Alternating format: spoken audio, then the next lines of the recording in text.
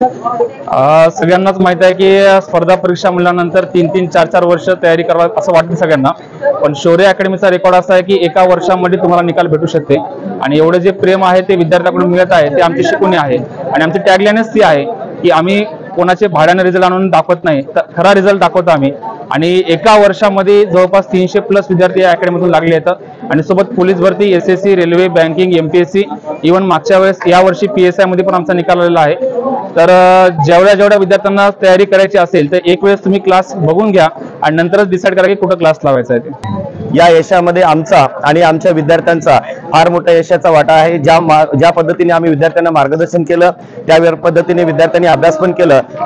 आमची जेवढी मेहनत आहे त्या माध्यमातून विद्यार्थ्यांची सुद्धा तेवढीच मेहनत आहे। मी मुख्य महानगर दंडाधिकारी कार्यालय मुंबई येथे लिपिक पदासाठी पात्र झालेली आहे। तर मी शौर्य अकॅडमी मध्ये आज म्हणजे जवळपास 2 ते 3 वर्ष झाले सरांच्या मार्गदर्शनाखाली आहे आणि सरांचं उत्कृष्ट मार्गदर्शन आहे।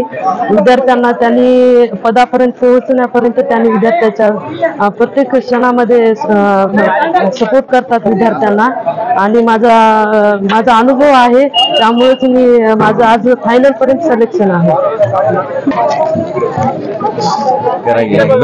तर जगताप सरांचं आणि सरांचं स्टेनोच्या माध्यमातून सिलेक्शन झालेलं आहे।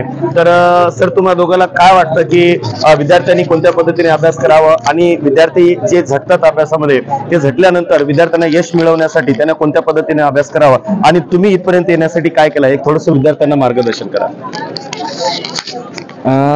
सिलेक्शन होण्यासाठी मेन म्हणलं तर सातत्य पाहिजे कोणत्याही अभ्यासामध्ये। स्टेनोमध्ये थोडासा टाइम लागतो आणि जर मार्गदर्शन योग्य लाभलं तर सिलेक्शन पक्कच आहेच। सरांचं मार्गदर्शन चांगल्या प्रकारे लाभलं। सरांची शिकवणी म्हणजे एकदम अशी झोपेतून जरी उठवलं तरी उत्तर येते असं आहे राठोड सर। तुम्हाला मराठीमध्ये 50 पैकी किती मार्क मिळाले होते? माझे मराठीमध्ये 50 पैकी 49 क्वेश्चन बरोबर आले होते, तर 48.75 मार्क मिळाले होते 50।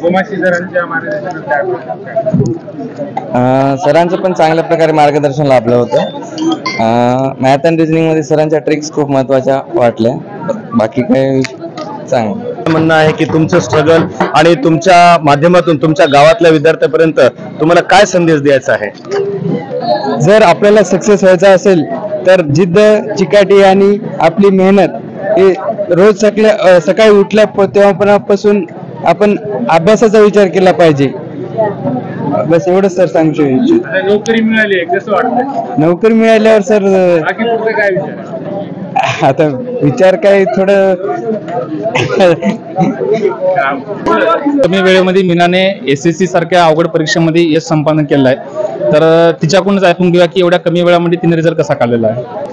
माझं नाव मीना चव्हाण आहे आणि मी म्हणजे एका खेडेगावातली रहिवासी आहे आणि जेव्हा मी माझ्या आईवडिलांसोबत इथे आले होते तर माझ्या बहिणी सांगितलं की शौर्य अकॅडमीमध्ये जा आणि मी जेव्हा सरांशी पहिल्यांदा भेटले होते तेव्हा सरांना म्हणलं होतं की सर माझा लास्ट चान्स आहे आणि मला या 3 महिन्यात रिझल्ट काढायचा आहे। आमची टार्गेट बॅच होती तर वर्षभराची बॅच होती आणि एसएससी जीडीची बॅच सरांनी आमची 2.5 महिन्यात कव्हर केली। तर त्या 2.5 महिन्यामध्ये सरांनी आम्हाला खूप चांगल्या प्रकारे मार्गदर्शन केलं। मला 134 मार्क आहेत एसएससी जीडीला आणि माझा म्हणजे आमची मेरिट 106 वर लागलेली आहे आणि जी मला सीएसए पोस्ट भेटलेली आहे तर ती 116 वर लागलेली आहे। म्हणजे मी मार्काने सुद्धा मी लीड मध्ये आहे। तर खरंच तुम्हाला एसएससी जीडीची तयारी करायची असेल तर नांदेडमध्ये सर्वात बेस्ट अकॅडमीमध्ये शौर्य अकॅडमी आणि सर्वात जास्त मार्गदर्शन म्हणलं तर गोमासे सरांचं आहे। मला मॅथ आणि रिजनिंग मध्ये 40 पैकी 40 मार्क आहेत, माझा एकही मार्क कटला नाही। तुम्हाला खरंच एसएससी जीडीची तयारी करायची असेल तर सचिन गोमासे सरांशिवाय कुठलेच तुम्हाला एवढं मार्गदर्शन करणार नाही।